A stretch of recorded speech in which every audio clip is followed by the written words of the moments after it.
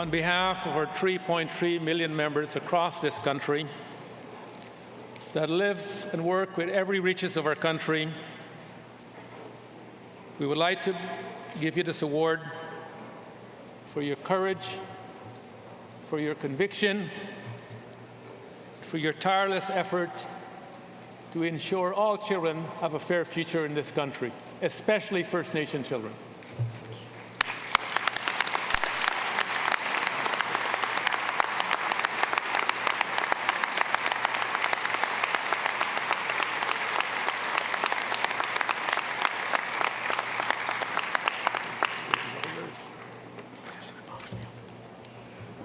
What a great honor to be here on these traditional territories and to be in the company of all of you.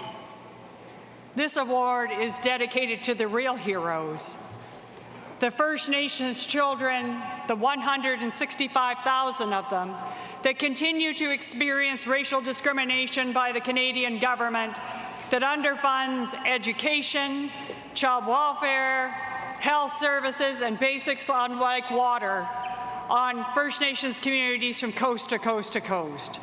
It is those children and their parents and grandparents who suffered under the weight of Canada's racial discrimination in residential schools in the 60s group. Those are the true heroes of our country. And same with the non-Aboriginal children, the ones who today are standing up with First Nations children to end this racial discrimination and to free Canada from the chains of its racial discrimination history and allow it to float up to the values of peace and respect and honor that all of our respective ancestors, no matter where they came from, dreamed of.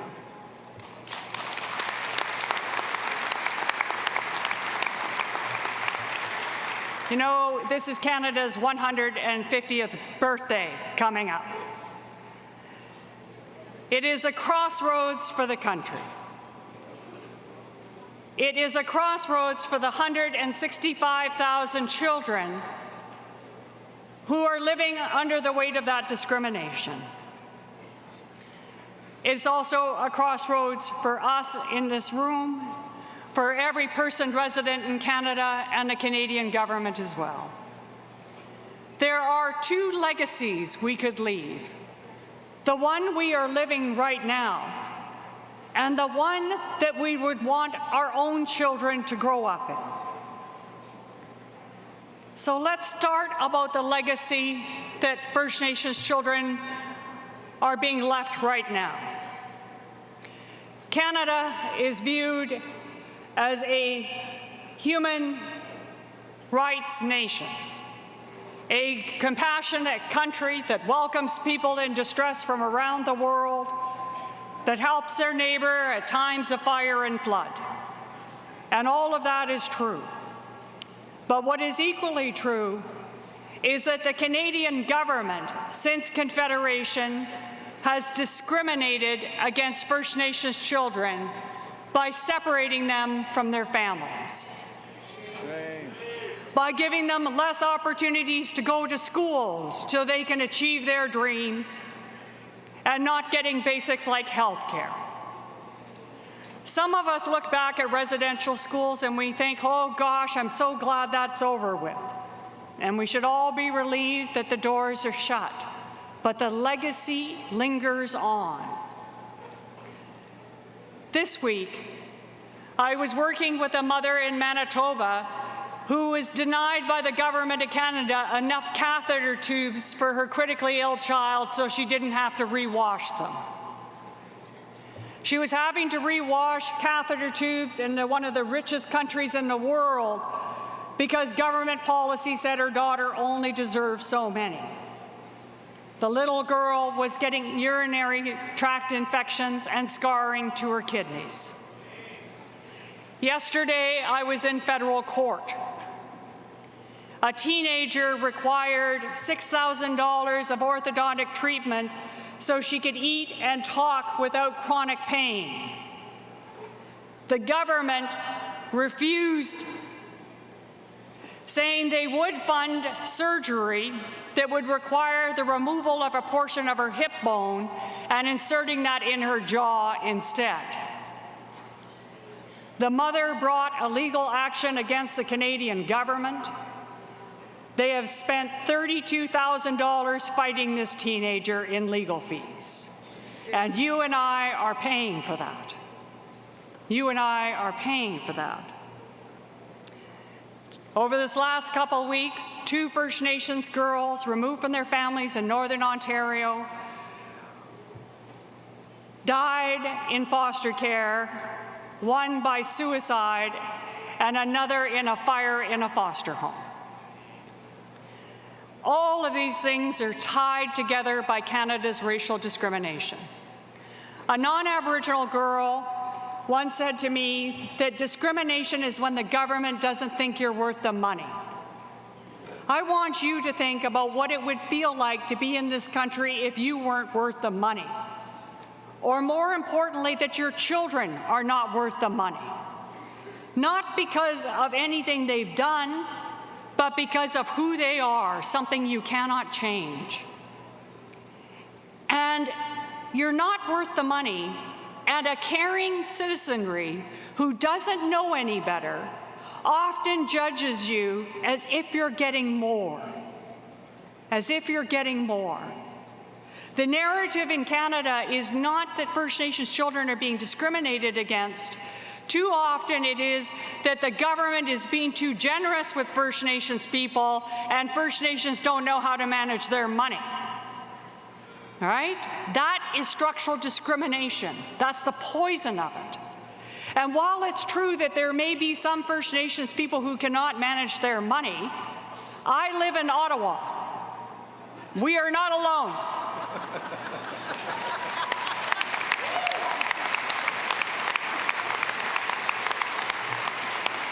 The government also invites us to believe that it's too complex to end racial discrimination against First Nations in this country.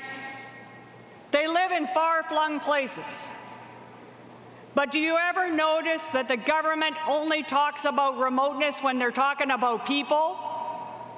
They never say that bit of uranium is too remote for us to be able to get at.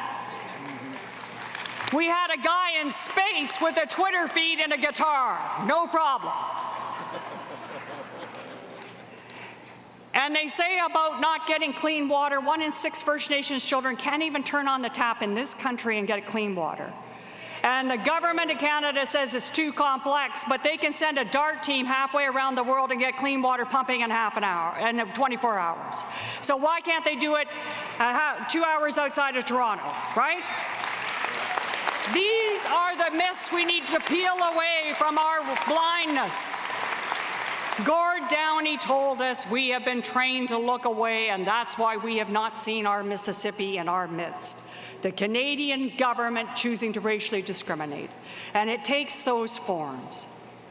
That we don't know how to spend our money, that they're already being so generous to us, and that it's too complex. And let's face it, ladies and gentlemen, they treat every other child in this country equitably. It shouldn't be so hard to treat First Nations children equitably, should it? They already figured it out for everybody else. And then there's the toxic potion that I fear that sometimes we've drunk to. I call it incremental equality. It's when there's so many dramatic inequalities across every area of your experience. And then a new government gets in and they say, we're going to take historic first steps at remedying some of this inequality. And you feel like you have to feel grateful for it. But you're still being discriminated against. Your kids are still being discriminated against. So you push forward. You try to reach out to the hearts of these Canadians and say, it's not that we're not grateful, it's just that we want our kids to be free of discrimination just like yours. And no child in this country should ever be thankful for being racially discriminated against. No child. Not one of them. We're better than them. But what they do is they just put a teaspoon at a time of equality towards First Nations people. But do you ever notice that they never set an end date when this racial discrimination is going to stop? And do you ever realize that we don't look backwards? The government says we have to launch a commission, launch an inquiry in order to find answers. Well, the first whistleblower that raised the inequalities that First Nations children suffer and their links to the deaths of children was 110 years ago. 110 years ago. I think we have been patient enough. It shouldn't take that long to do right by kids. And who was this great man? Well, you saw part of his legacy in that video. His name was Peter Henderson Bryce. He was Canada's first health officer. He became a civil servant inside of the government. He blew the whistle on the preventable causes of death of children in residential school who are dying at a rate of 25% a year. In one school, for every 4 children that walked in, only 1 walked out alive. And he said, medical science knows just what to do. Don't put sick kids in with healthy kids. Make sure they have a proper diet. Don't exhaust them into servitude. And by gosh, why is the Canadian government spending more money on tuberculosis treatment just for the people in Ottawa than it is to all First Nations across the country, he asked. You know? That was 110 years ago. Canada said, we can't afford the $10,000 to $15,000 to save those kids' lives. He kept fighting. He was persecuted for it, but he kept on fighting because he knew what I'm hoping that all Canadians in this room know, is that First Nations children are worth the money. They're worth the money.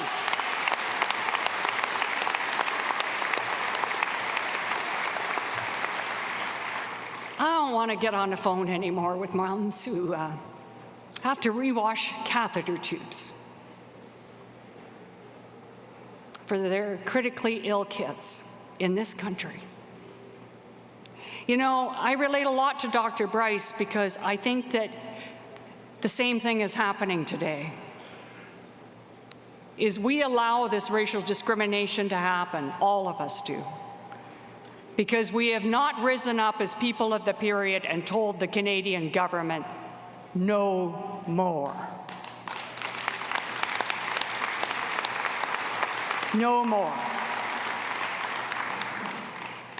On January 26th of last year, I thought it was over hearing those stories when the Canadian Human Rights Tribunal found that Canada is racially discriminating against these 165,000 children and ordered it to stop. Canada came out and welcomed the decision. It used symbols, it said nice words, and then it didn't comply. The Canadian Human Rights Tribunal has issued 2 orders of non-compliance against the Canadian government this past year, and another order is pending. It's not enough to smile and discriminate. It hurts as much as when you scowl. It needs to stop because children only get one childhood. They only get one childhood. I could go into the economic arguments of why it makes sense to treat children fairly, but we already know that, don't we? For every dollar that you spend on a child, you save 20 downstream on prisons and those kinds of programs. It's not about logic. It's about deciding that the country is better than racial discrimination. And that brings me to the country that I want First Nations children to grow up in, that I want your children to grow up in. A country where First Nations children never have to recover from their childhoods, and a country where no non-Aboriginal child ever has to say they're sorry. In that country, I want them to be able to think about the past and see all of us in this room, in the labor movement and in our families and in our communities, and that we are out there demanding that the government stop its racial discrimination, and that we keep talking and we keep sending messages to these kids that we love you and you're worth the money. That's the legacy I want them to see. That's the country I want your kids to grow up in. In this world of intolerance, we got to stand up for each other. We can't leave anyone behind, and God forsaken, we can't leave our kids behind. We can't do that. You know, a lot of people, when they think about that image of us finally getting to that marker where Canada's racial discrimination against First Nations children is over with, they see us almost as freeing the chains away from the potential of the children, that we take away the chains that have bound them for centuries. That we finally are able to think about the children who died in residential schools and the ones who were there and said, not only are we sorry, but we learned something from that. And we're never going to let your grandchildren go through what you went through. But there's something else that's really important too. As we unchain these children from the unfairness of structural and racial discrimination by the Canadian state, we are freeing ourselves. In fact, they are freeing us. In fact, we come to know what we should have always seen, is that through all of these years, First Nations children have loved all of you enough to believe that you would do the right thing, that you are good people, that you won't stand for it anymore, and one day you will do what's needed so that this country rises up. You see, they are going to free you from the caps and the prisons we built around us that say that we can't end this racial discrimination or it's going to take 50 or 60 years to do it. I might just be one girl with a bunny, but I think we can do it today. I think we can do it today.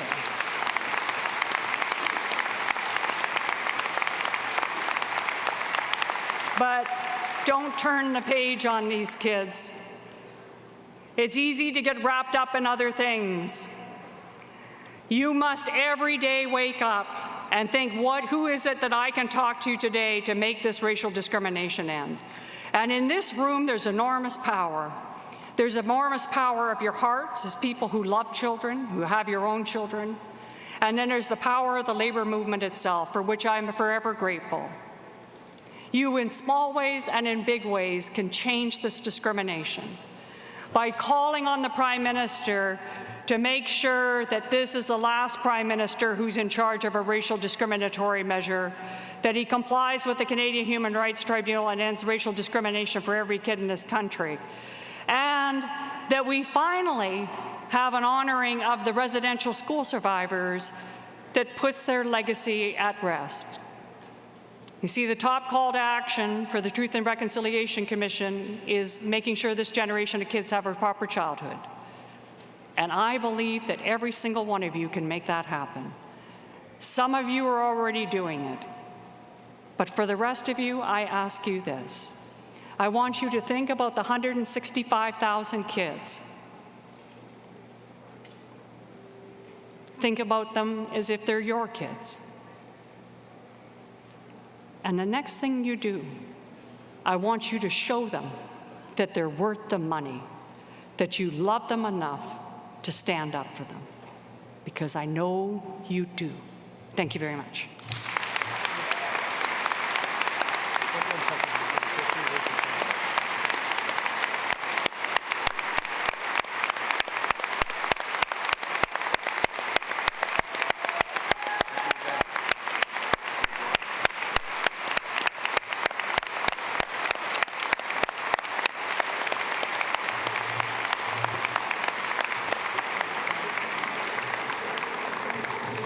Cindy, on behalf of our Congress, we are with you. We have written to the Prime Minister, previously, of course, on the Human Rights Commission ruling. We will write to him again, as this convention, of course, is in sitting, to remind him that Canada have yet to meet its obligation as the Human Rights Commission have instructed. I also want you to know that we will be there with you until you finally win this victory. And more importantly, we're also going to make a small contribution to your foundation for the work you continue to do on behalf of these kids. Thank you so much for coming here today.